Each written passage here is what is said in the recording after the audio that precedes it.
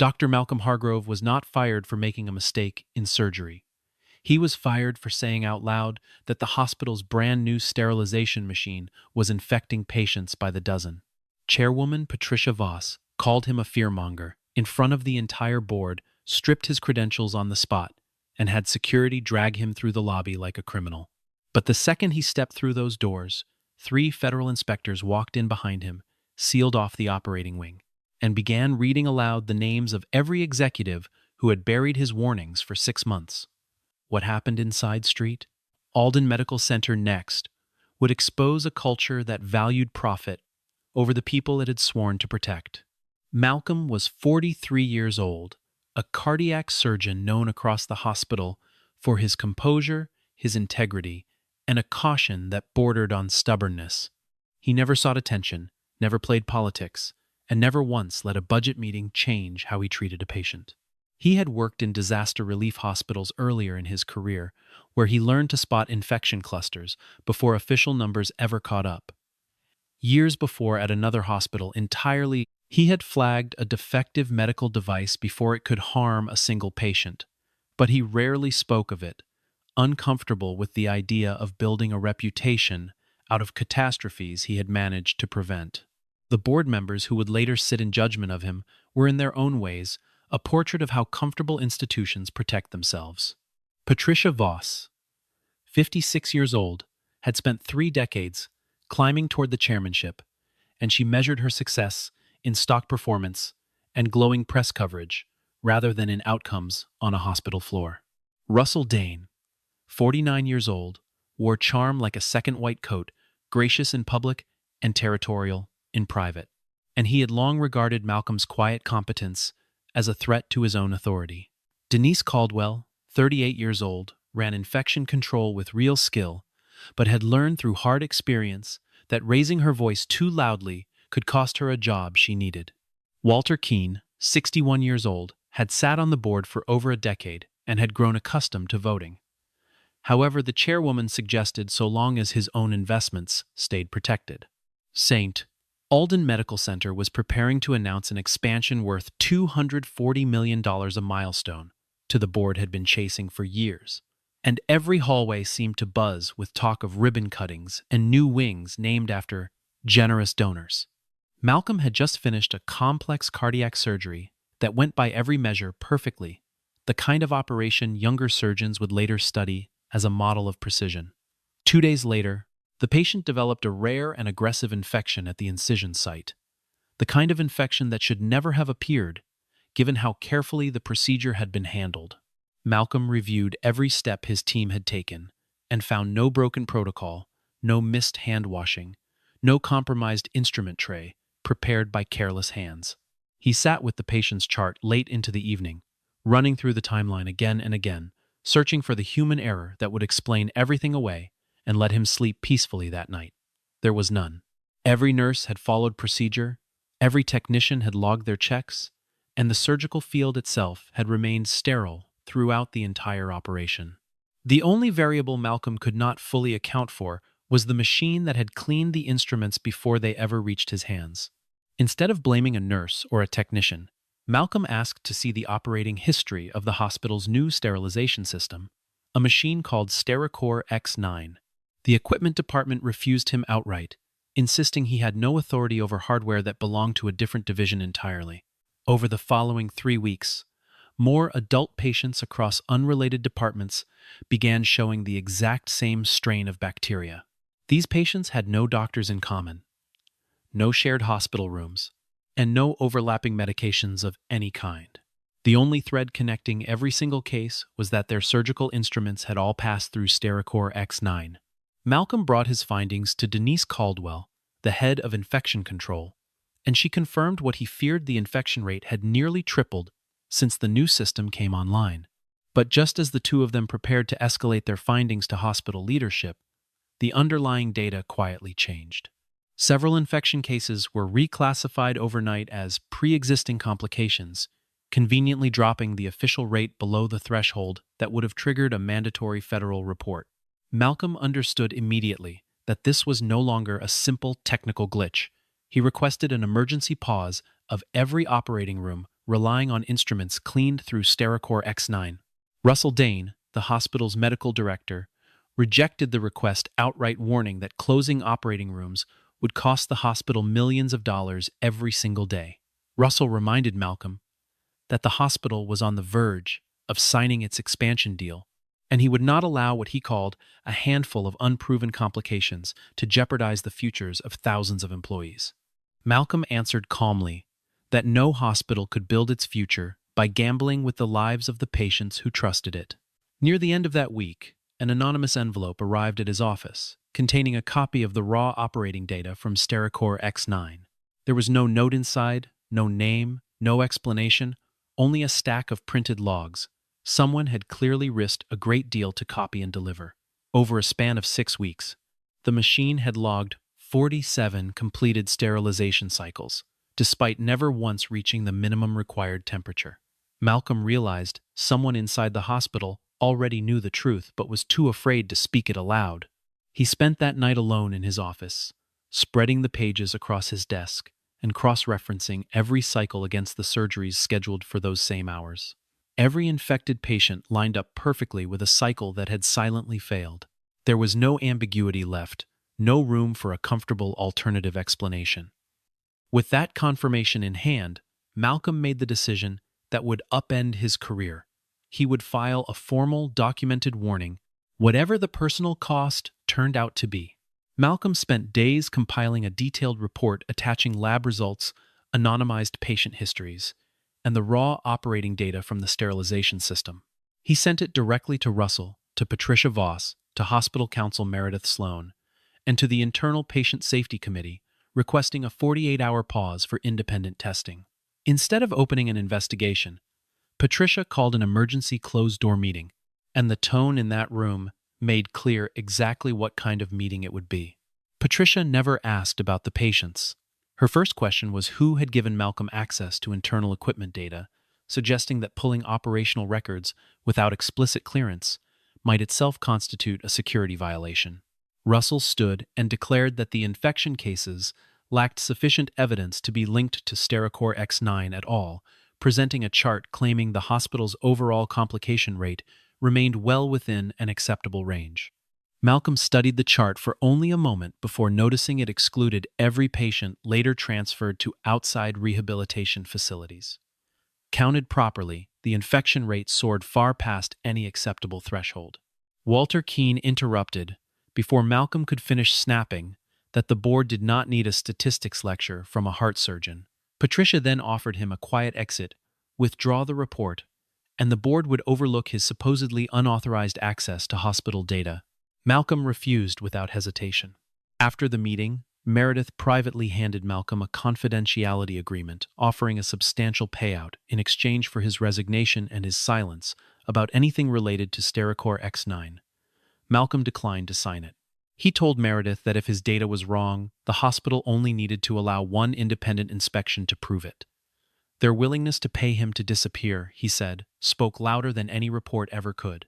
Meanwhile, Russell turned his pressure toward Denise, threatening to shut down her entire department and pin the blame for the leaked data squarely on her.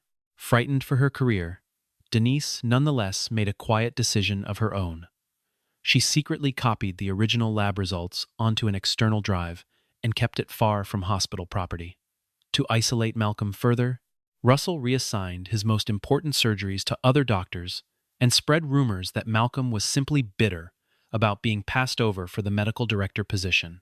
Colleagues who once praised Malcolm's steady hands began avoiding him in hallways and elevators, uncertain which version of the story to believe. Malcolm never let the rumors change his behavior. He continued examining every patient with the same care, documenting everything meticulously, refusing to dignify the gossip with a response. Then, a patient who had undergone a routine low-risk procedure suddenly developed bloodstream sepsis, and lab results confirmed the exact bacterial strain Malcolm had been warning about for weeks. Malcolm immediately demanded a full halt to every instrument cycle running through the compromised system.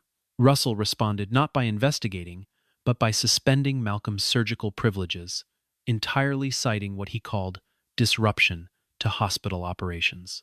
The board organized what it called an internal review hearing to examine Malcolm's conduct, though the arrangement of the room made clear the outcome had already been decided. Patricia had brought in a communications consultant hospital counsel and a technical expert paid directly by the manufacturer of Stericore X9. The chairs were positioned so that every board member faced Malcolm from behind a long table, while a single empty seat sat isolated in the center of the floor, waiting for him, like a witness stand, rather than a colleague's place at the table. Malcolm walked in alone, without a lawyer, carrying only a thick folder of documents and a personal notebook filled with his own observations. Russell accused Malcolm of overstepping his authority, accessing data without permission, spreading fear among staff, and delaying the surgical schedule. The manufacturer's expert insisted that Stericore X9 had a built-in safety lock, preventing any cycle from completing unless sterilization conditions were fully met. Malcolm asked whether the machine's software had ever been updated remotely, and the expert dodged the question, claiming it had no bearing on the hearing. Malcolm then produced access logs showing that a technician employed by the manufacturer had remotely entered the hospital's system late at night, only 3 days before the very first infection appeared. Patricia cut him off immediately, insisting the data could easily be misread out of context.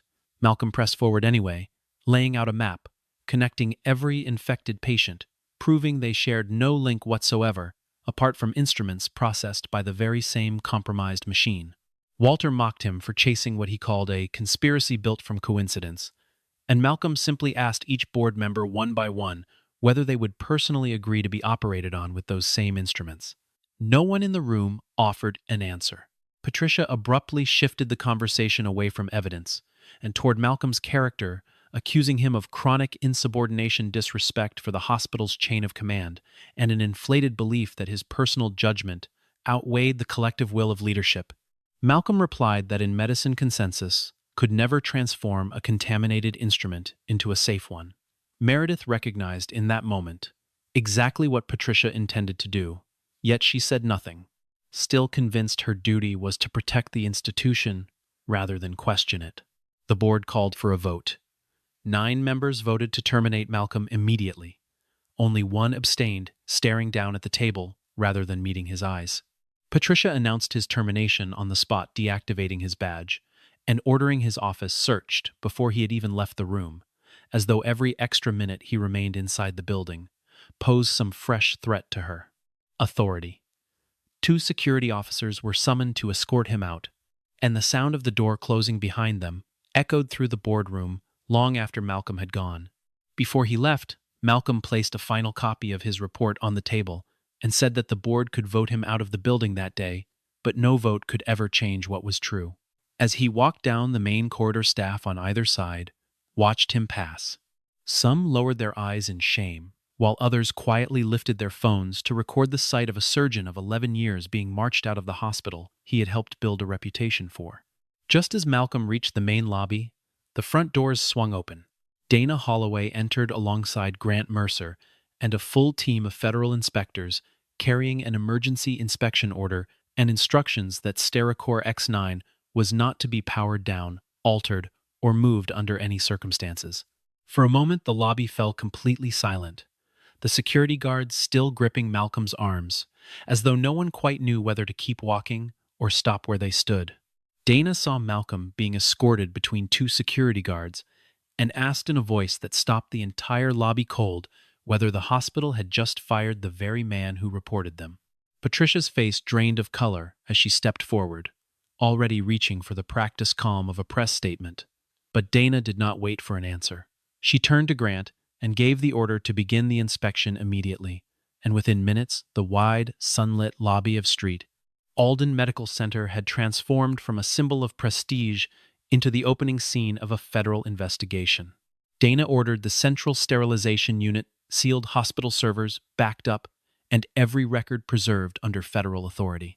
Patricia tried to maintain some semblance of control, insisting this was all a misunderstanding and that the hospital would cooperate fully. Dana informed her flatly that this inspection was not a request. Grant went straight to Stericore X9 and quickly discovered that its internal software logs did not match the operational reports, and the hospital had already filed with regulators. and that several files had been deleted at the exact moment. Malcolm submitted his internal warning. Dana demanded that Russell surrender his work phone and computer. He objected, but the federal attorney accompanying the inspection team produced a formal evidence preservation order that left no room for argument. Patricia insisted Malcolm should be removed from the property since he was no longer an employee, but Dana stopped her cold, declaring that Malcolm was a federally protected whistleblower. For the first time, the balance of power inside Street Alden shifted, right there in the middle of the lobby. Malcolm did not celebrate. He asked the inspection team to prioritize identifying every patient still at risk before anything else, and Dana agreed, though she reminded him firmly that he could not personally interfere with the evidence going forward. Denise saw the federal team arrive and understood this was her last real chance to tell the truth. But Russell was already watching her closely.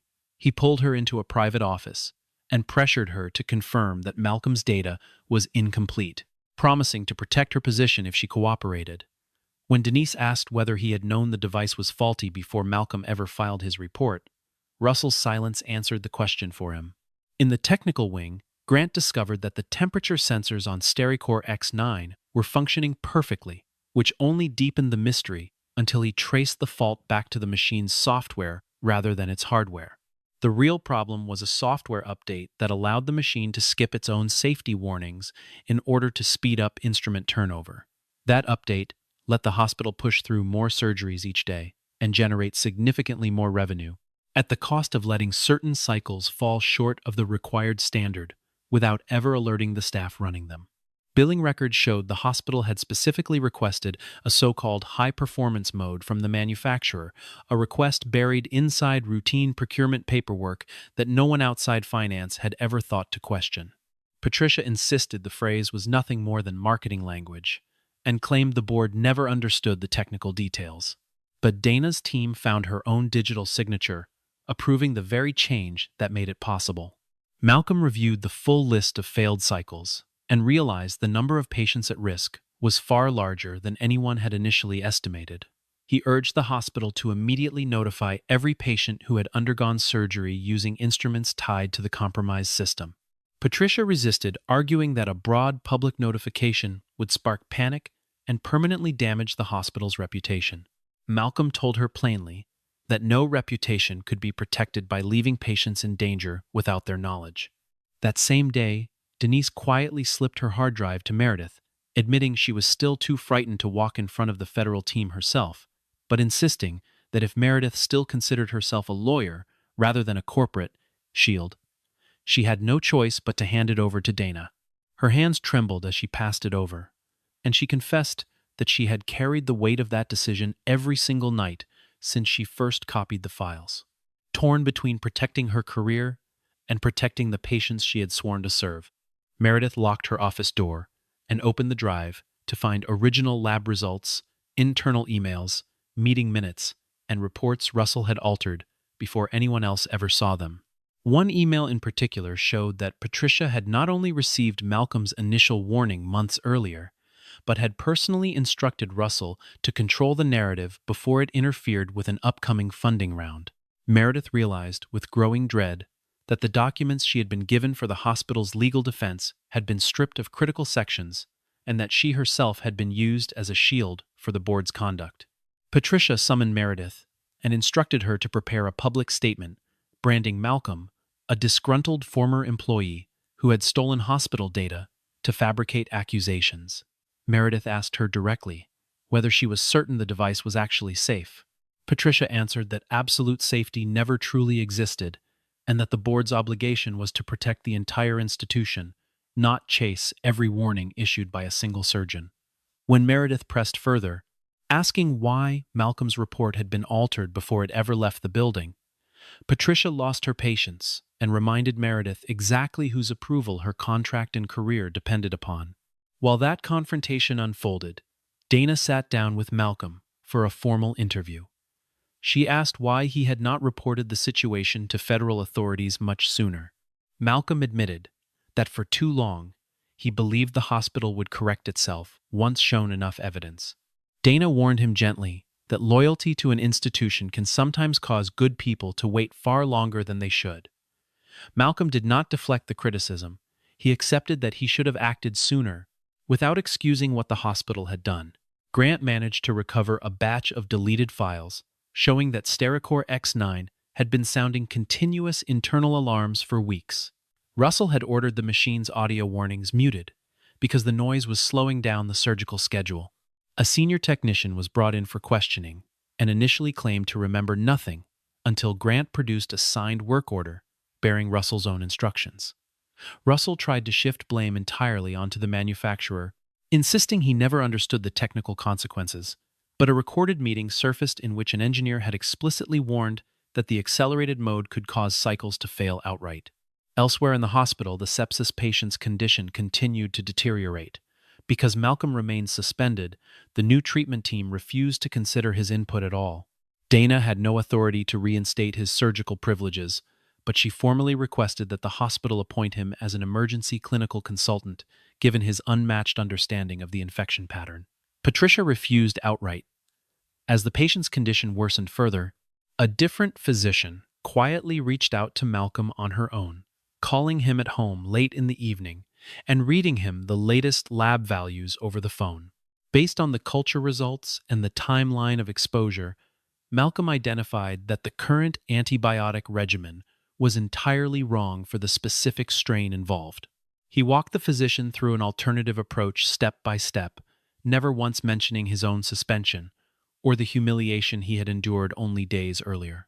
The team adopted his suggested treatment, and the patient's condition began to stabilize within hours.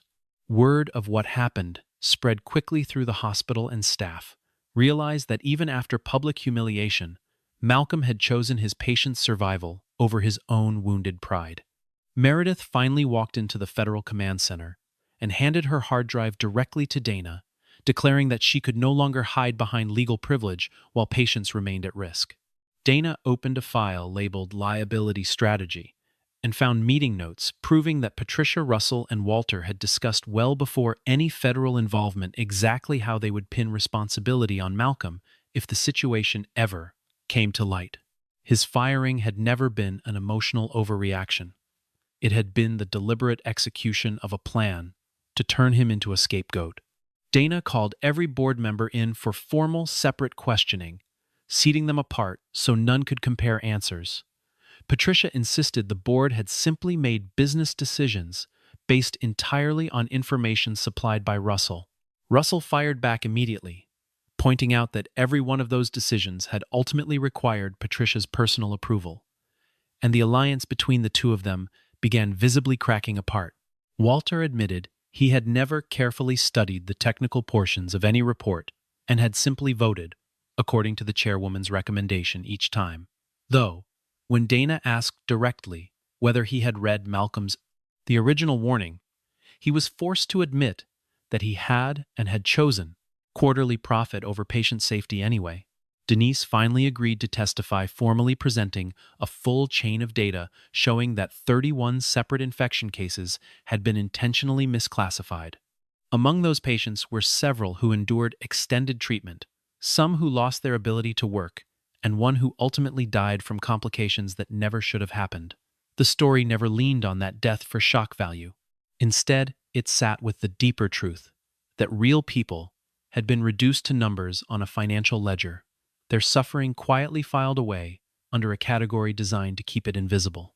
Denise's voice broke only once during her testimony, when she described realizing that her own silence had allowed the pattern to continue for months longer than it should have. Denise apologized directly to Malcolm for staying silent for so long, and he told her that systems of concealment only survive when powerful people convince everyone else that they are standing alone. Dana then revealed that Malcolm had not been the only person to raise the alarm. An anonymous technician had separately filed a report through a federal hotline, and that same technician turned out to be the person who had mailed Malcolm the original envelope of raw data. The technician confirmed under oath that Russell had personally ordered the device's warning alerts hidden from view, and admitted he had stayed silent out of fear, tied to serious personal debt and the risk of losing his livelihood entirely. Grant then conducted a supervised demonstration running Stericore X9 in its accelerated mode while hospital witnesses watched. The machine reported a completed cycle, despite never reaching the required temperature, and the entire demonstration was recorded on film. Patricia could no longer dismiss the findings as theory. Instead, she pivoted to a new argument, conceding that Malcolm had been correct about the device, but insisting he had been wrong to bypass the hospital's internal process. She argued that no organization could function if every employee felt free to contact federal regulators on their own judgment. Dana answered that whistleblower protections existed precisely because internal channels could be, and often were, manipulated by the very leaders meant to oversee them. Soon after the inspection team announced its preliminary conclusions, Stericore X9 could not guarantee sterile conditions. Patient data had been deliberately miscategorized. Safety reports had been edited before submission to regulators. Malcolm had faced retaliation after making a legally protected disclosure, and the board had continued operating the device, even after learning of the danger it posed. Reporters soon gathered outside the hospital, and Patricia instructed the communications team to publicly frame Malcolm as a cooperating partner in the investigation. Malcolm refused to allow the hospital to use the very man they had just fired as a tool to rescue their reputation. Patricia stepped in front of the cameras, hoping to minimize the story, planning to describe it as a limited technical incident and promise procedural improvements. Her tone rehearsed, and her posture carefully composed for the reporters, gathered outside the main entrance. Before she could finish her prepared remarks, Dana stepped up to the microphone beside her and announced a partial suspension of surgical operations at Street Alden, ordering non-emergency cases transferred elsewhere. Mandatory notification for every at-risk patient and continuous federal oversight going forward. Dana also confirmed publicly that Malcolm had issued repeated accurate warnings only to be fired by the board, mere minutes before federal inspectors arrived. A detail that visibly rattled the row of cameras, now trained directly on Patricia's face. The revelation stunned the public. Reporters pressed Patricia to explain how firing the person who raised the alarm could ever be considered protecting patients, and she had no convincing answer to offer. Russell attempted to slip out through a rear exit, but was stopped and formally served with a summons, and his personal computer was seized after investigators discovered hospital data had been copied onto his home devices. When Malcolm was invited to speak, he refused to attack anyone personally. He said the deepest failure was never a single broken machine, but a system that had rewarded silence and punished honesty. He also made clear that the vast majority of the doctors, nurses, and staff at Street Alden remained deeply devoted to their patients, and that the true failure belonged only to those with the power to decide who had chosen profit over safety anyway. His composed, measured tone earned him even greater public respect, since he never used the moment for revenge or self-promotion. In the days that followed, a group of hospital employees signed an open letter apologizing to Malcolm for staying silent while he was marched out of the building. He accepted their apology, but told them plainly that regret only mattered if they were prepared to speak up the next time it counted. Meredith informed Malcolm that the board was now considering reinstating him in order to limit its own legal exposure. Malcolm refused to return under the same structure that had failed so completely. Instead, he laid out clear conditions. Patricia and Russell would need to be suspended. For the duration of the investigation, the Patient Safety Division would need to operate independently from the Finance Committee. Whistleblowers would need an external reporting channel outside hospital control. Infection data would need to undergo regular independent audits, and every patient harmed by the failure would need full support for their continued treatment. Walter approached Malcolm privately, catching him alone in a hospital corridor, asking him to soften his testimony to spare board members he described as not directly involved. He spoke of pensions of families of decades of service that deserved to count for something. Malcolm simply asked Walter how he had voted on the day Malcolm was fired. Walter said nothing, and his silence made clear that both his quiet complicity in the months before and his vote in that room carried real consequences he could no longer avoid. No matter how many years of service he tried to place on the other side of the place scale. Dana later showed Malcolm an old case file. 12 years earlier, he had identified a defect in a widely used heart valve and alerted regulators, preventing thousands of faulty units from ever reaching patients. Dana told him this marked the second time federal inspectors had confirmed he was right. Malcolm answered that he never needed to be proven right. He only wished people would listen before someone else had to pay the price for their silence. After weeks of continued review, the final investigation results were released. Patricia faced charges related to obstructing a federal inspection, retaliating against a protected whistleblower, and approving falsified reports submitted to regulators.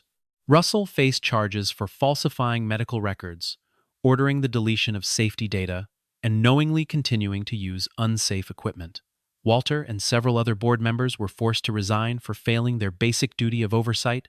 The manufacturer of Stericore X9 also came under investigation for distributing an unapproved software update and marketing its accelerated mode to hospitals across the country.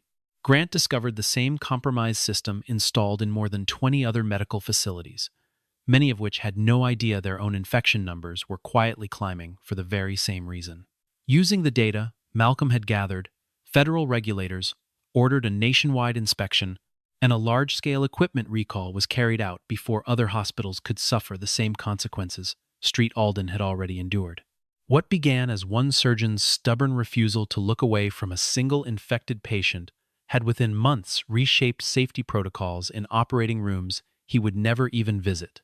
Before stepping down from her position, Patricia asked to meet with Malcolm one final time, choosing a quiet conference room instead of the grand office she had once occupied. Gone was the cold composure she had shown in the boardroom, replaced by someone who looked for the first time since Malcolm had known her genuinely tired.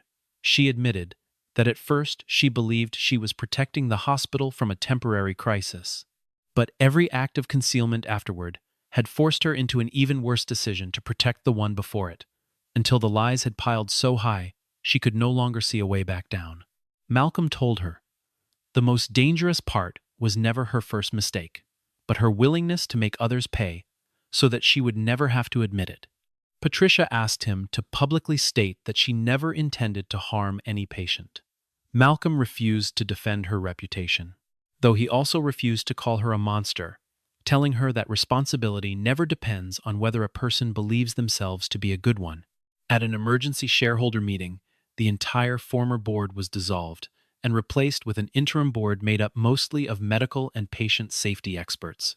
Denise was asked to lead the hospital's new data transparency program on the condition that her reports could never again be altered by a medical director.